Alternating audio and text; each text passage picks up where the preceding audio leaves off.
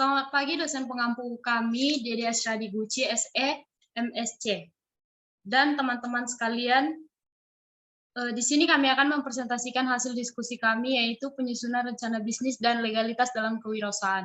Sebelum memulai materi, izinkan kami memperkenalkan kelompok kami. Yang pertama itu, Dede Adelina Brusidebang dengan NIM 203304020193.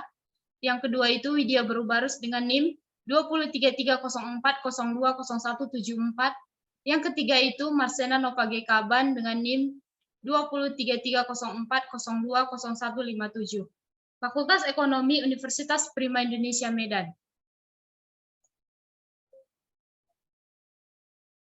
Pengertian rencana bisnis.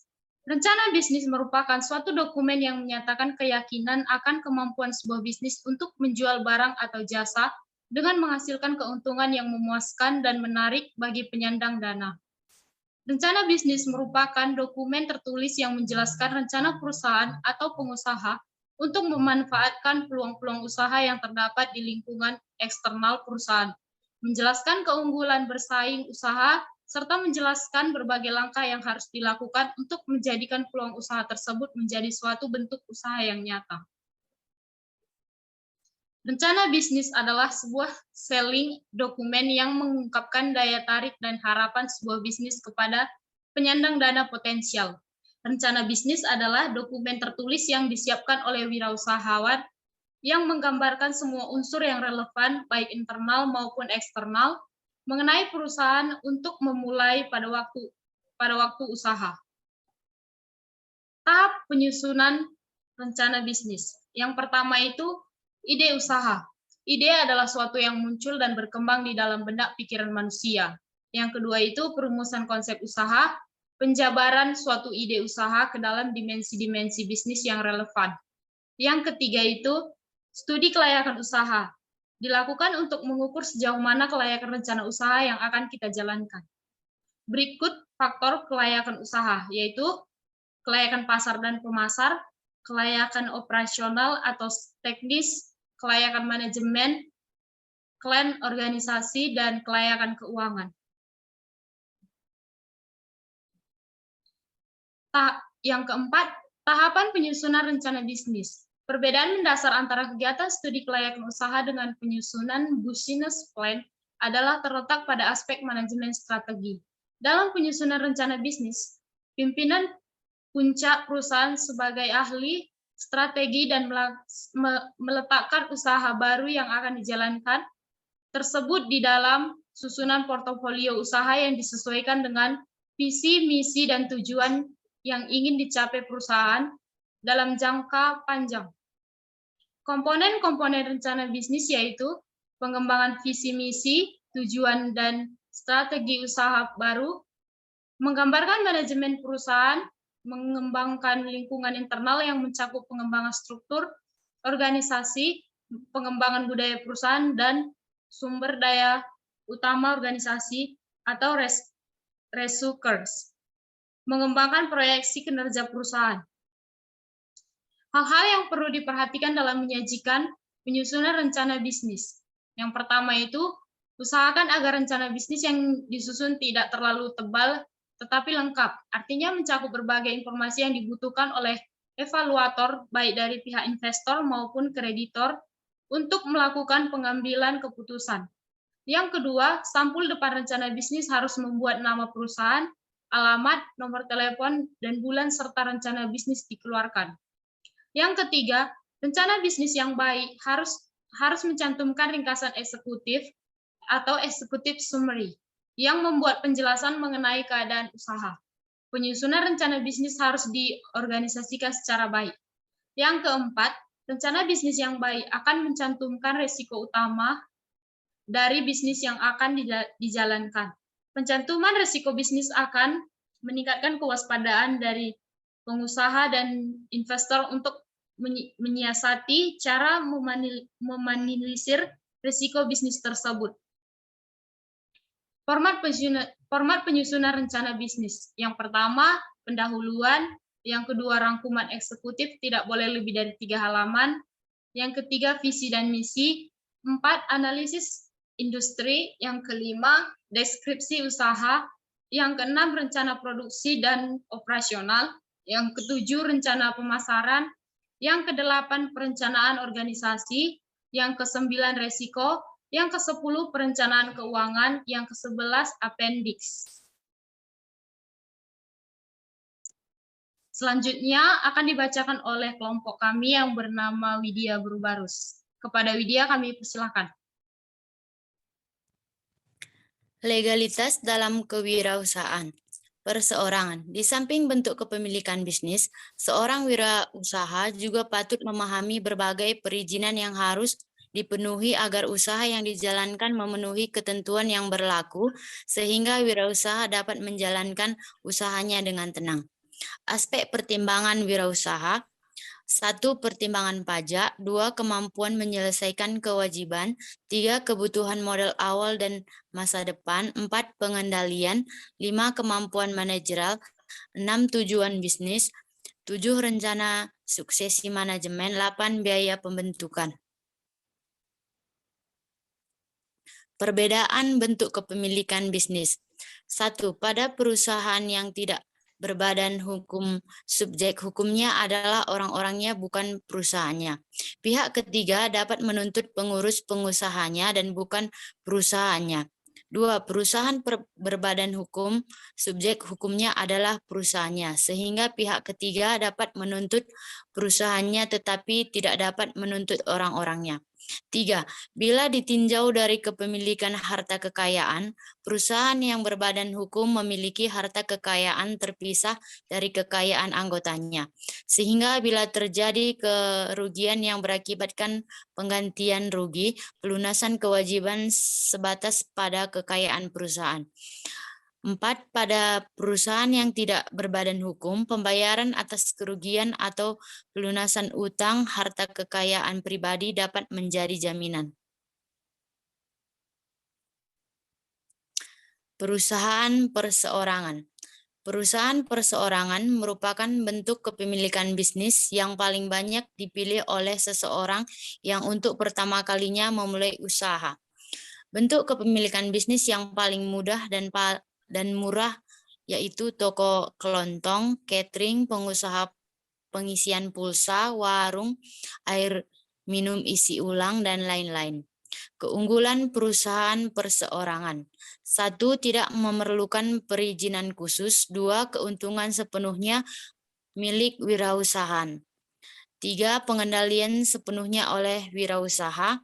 4. Kebebasan berkreasi dan berinovasi. Kekurangan perusahaan perseorangan. 1. Kesulitan untuk memperoleh pendanaan eksternal. 2. Kemampuan manajemen terbatas. 3. Tidak ada pemisahan antara harta pribadi dan perusahaan. Firma.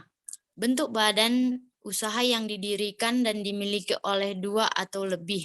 Firma didirikan berdasarkan akta otentik sebagai akta pendiri yang dibuat oleh notaris. Biasanya dimiliki oleh dua orang yang memiliki keahlian sama. Nama firma dibuat berdasarkan salah satu nama pribadi atau gabungan dari beberapa nama pendiri. Ada beberapa keuntungan firma. 1. Pendiri firma relatif mudah. 2. Kemudahan memperoleh pendanaan eksternal. 3. Kemampuan manajemen lebih baik. Kekurangan firma. Tidak ada pemisah antara harta pribadi dan firma. 2. Berkelanjutan usaha tidak pasti.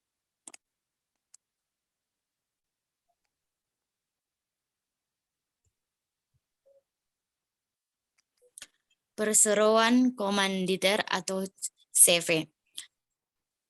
Suatu bentuk perjanjian kerjasama untuk berusaha bersama antara orang-orang yang bersedia memimpin, mengatur perusahaan dan bertanggung jawab penuh dengan kekayaan pribadinya dengan orang-orang yang memberikan pinjaman dan tidak bersedia memimpin perusahaan serta bertanggung jawab terbatas pada kekayaan yang diikutsertakan dalam perusahaan tersebut.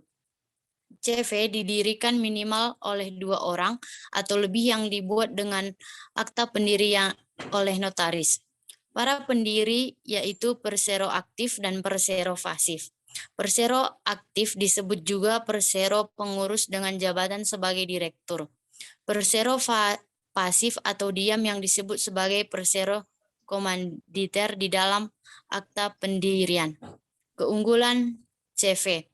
1. Proses pendirian relatif lebih mudah dan lebih cepat dibandingkan dengan PT. 2. Biaya yang dibutuhkan lebih murah dan bebas menggunakan nama perusahaan tanpa persetujuan dari menteri atau instansi terkait. Kekurangan dari CV. 1. Sebagai anggota memiliki tanggung jawab tidak terbatas. 2. CV relatif lebih mudah dibubarkan sehingga berkelanjutan usahanya tidak menentu.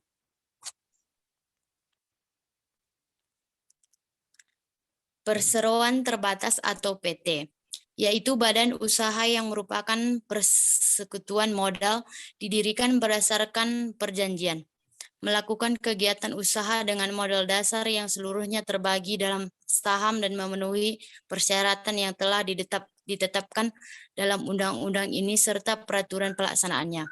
Format pengurusan PT: 1. RUPS, 2. Komisari, 3. Direksi.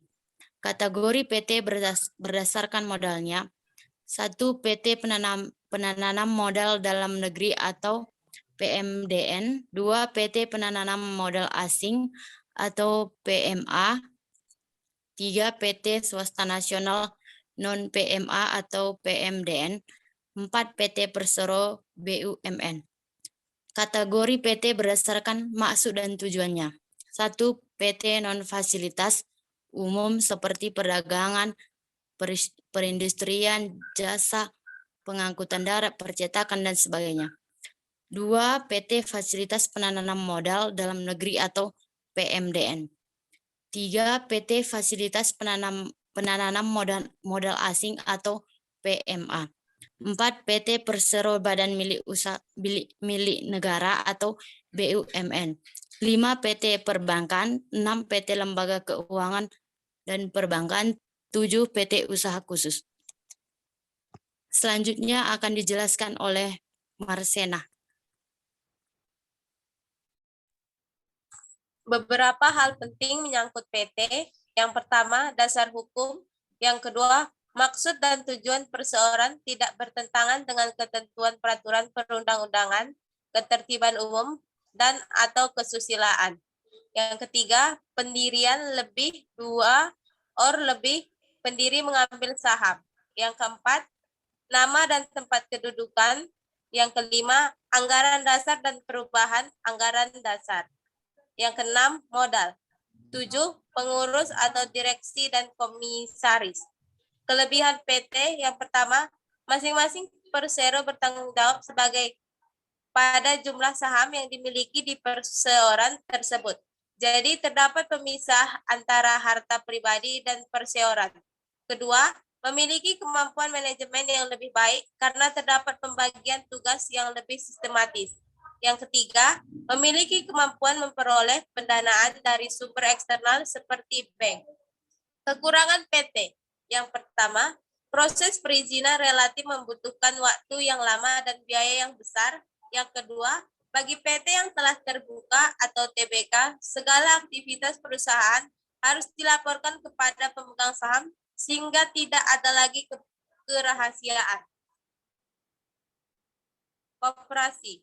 Badan usaha yang beranggotakan orang seorang atau badan hukum koperasi dengan melandaskan kegiatannya berdasarkan prinsip koperasi sekaligus sebagai gerakan ekonomi rakyat berdasar atas asas kekeluargaan.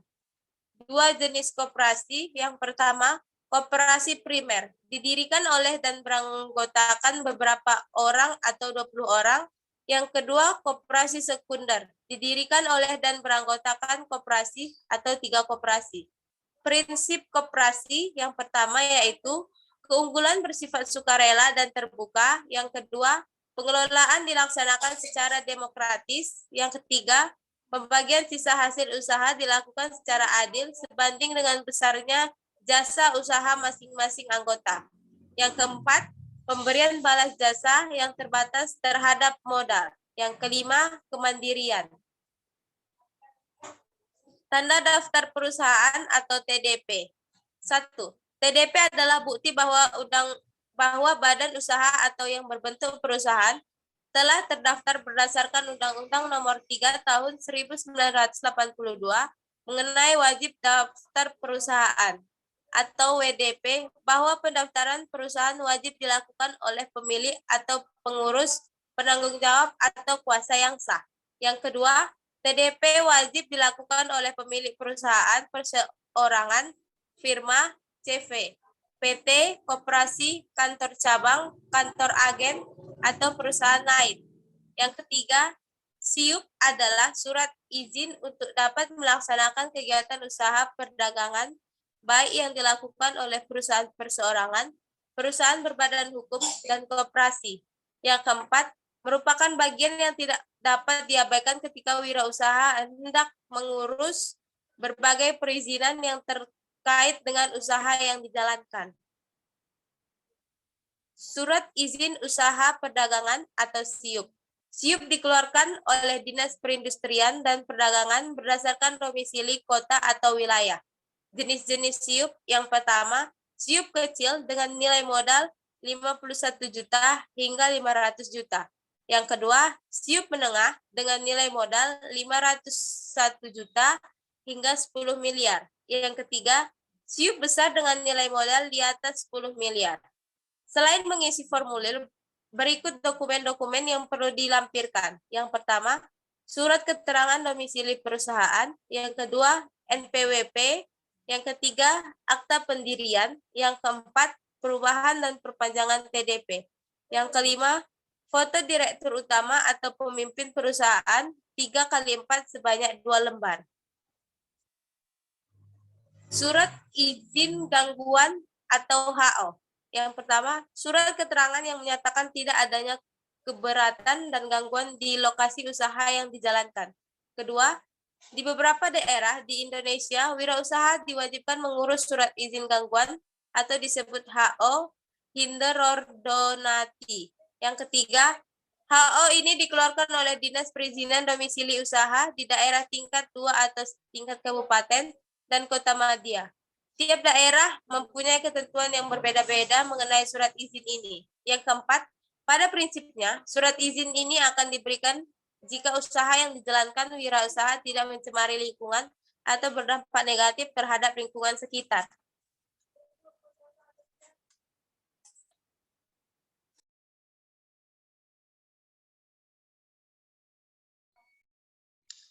Sekian hasil diskusi kami. Jika ada kekurangan dan kesalahan, kami minta maaf. Terima kasih.